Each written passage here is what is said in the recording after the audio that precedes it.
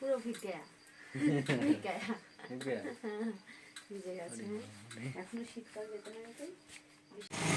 নমস্কার বন্ধুরা, সবাই কেমন আছো? আমার আগের ব্লগটা দেখার জন্য অনেক অনেক ধন্যবাদ। যারা এখনও আমার আগের ব্লগটা দেখোনি তাদেরকে বলবো তাড়াতাড়ি গিয়ে আমার আগের ব্লগটা দেখে নাও, তারপরে এটা দেখো। তো বন্ধুরা, আজকে এই ব্লগটা করার মোটেই ইচ্ছা ছিল না, তবু করতে বাধ্য হলাম। কারণ হচ্ছে আপনাদেরকে জানানো দরকার কেন এই ব্লগটা করছি। আজ সারাদিন কোনো ভিডিও করিনি। তা রাতে তখন 8টা সাড়ে 8টা বাজে, তখন বোন ফোন করলো যে দাদা একটু মাংস রান্না করেছি, একটু নিয়ে যা। ও মাংসটা খুব ভালো রান্না করে, যার জন্য না করতে পারিনি আমি।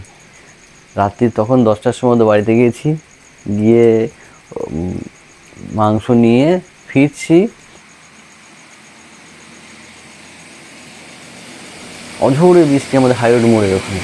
বৃষ্টি কী বলবো, মানে ভিজে পুরো একাকার পরিস্থিতি। ভাবলাম যে দাঁড়াবো না, কোথাও বেরিয়ে যাই, ঠিক।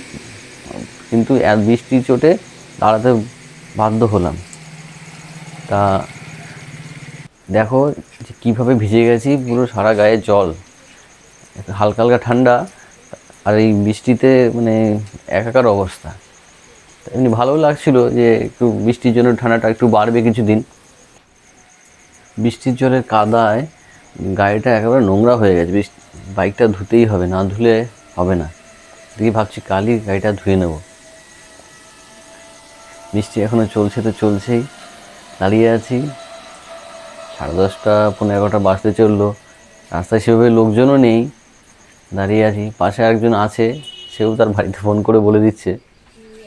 যাকে এবার বাড়ি চলে এসেছি, পৌনে 11টা বাজে। দেখো কীভাবে ভিজে গেছি। পুরো ভিজে গেছে। আজকে খাওয়া দাওয়া করতে অনেকটা রাত হয়ে যাবে, ঝটপট দরজাগুলো আটকে দিই। আর বলে রাখি, এটা আমাদের বাড়ির পেছন সাইডে একটা ঘর। এটা আমাদের, এই ঘরে আমাদের মাইকের মালটাল থাকে, আমাদের মাইকের ব্যবসাও আছে।